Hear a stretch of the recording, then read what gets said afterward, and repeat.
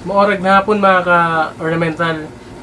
Today po pala ay may gagawin akong overhead filter sump para sa aquarium ni Padre Roelito Yabot. Wari, gagawa din naman lang tayo ng filter sump.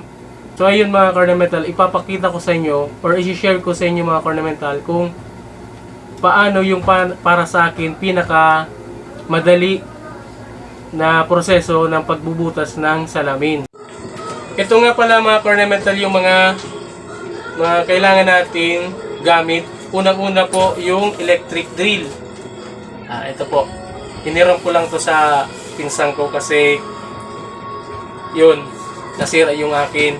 Tapos, mga ornamental, yung diamond drill bit. Ito po. Nakakabili pala nito mga ornamental sa Shopee. Mura din lang naman to, tsaka iba-ibang sizes po nung mga drill bits. Tapos mga ornamental, ito pong plywood. Kailangan ko po itong mga ornamental para magsilbing guide. Dito po muna kasi ako mga ornamental magbubutas. Kasi kung i-direct na ko po sa salamin, dumudulas yung drill bit mga ornamental. Hindi pa naman tayo gaanong expert sa pagbubutas ng salamin. Kaya ito muna mga ornamental, papakita ko sa iyo kung paano magbutas yung mga kagaya kong baguhan pa lang. So ayun mga ornamental, ang una po nating bubutasan is yung plywood na gagamitin nating pattern para mas madali po nating mabutasan yung glass.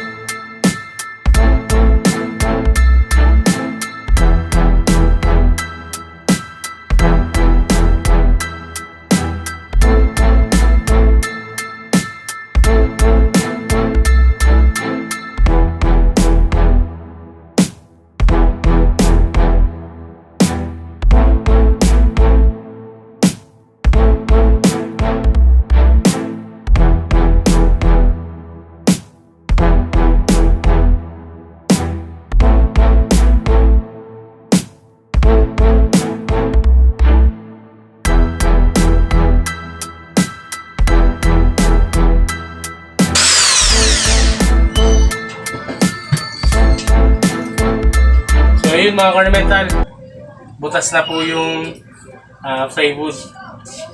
Tapos pala mga ornamental, kailangan po pala natin ng tubig sa usawan ng drill bits para hindi po mabasag yung salamin. Ito palang pagbubutas ng salamin mga ornamental, tinuro lang po pala ito sa akin ni John Isaac Sales na kaibigan ko po. Shoutout sa iyo Master John Isaac.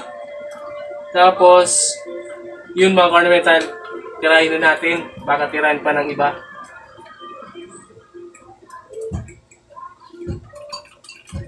Tapos ito pala mga ornamental, dapat pala, wag mong diinan. Hayaan mo pong mismong yung drill po yung mag penetrate pa ilalim.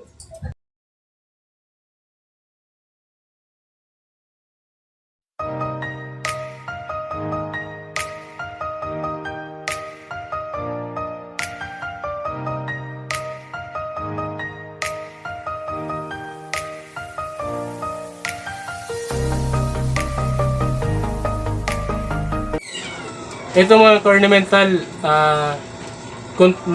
bumuo na po ng konti yung drill bit sa glass. Sa ganitong stage po, pwede na natin tanggalin yung plywood at ipagpatuloy yung pagbubutas ng glass. At saka huwag kalimutan mga ornamental na parating isawsaw po yung drill bit sa tubig. Kasi yung iba nga talaga, ini-spray nila. Kaso wala po ako pang spray.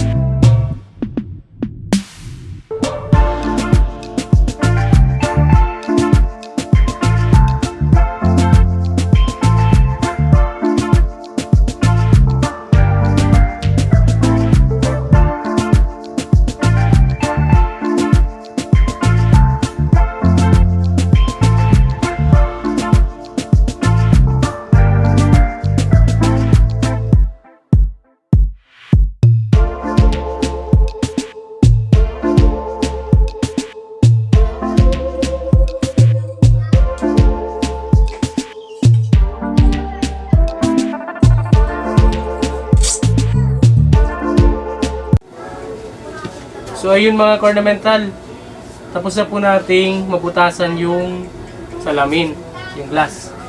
Ito po. Yan. Napakadali lang naman mga ornamental. Kaso, di ko pa po mapapagpatuloy yung paggawa ng filter sump ni Pading Roel kasi po, binyag po kasi ng baby ko bukas. Tapos mga ornamental, gumawa po pala ako ng aquarium tank para sa mga magiging mga ninong-ninang ng bunso kong anak. Gumawa po ako ng dalawang 2.5 gallons tank na ipaparapol ko po bukas sa para sa mga ninong at ninang. Tapos ang kasama po nun mga ornamental is pair of guppy. Paanak ko po nung binili kong guppy kay Tatay Ronald Resurrection. Tay, shoutout po pala sa iyo, Tatay Ronald Resurrection. Papakita ko sa iyo mga ornamental kung ano itsura ng pamparapol natin para bukas at kung sino po yung maswerteng ninong at ninang na makakakuha po nun. Kita-kits na lang mga ninong at ninang bukas sa baptism ni Claude Briant.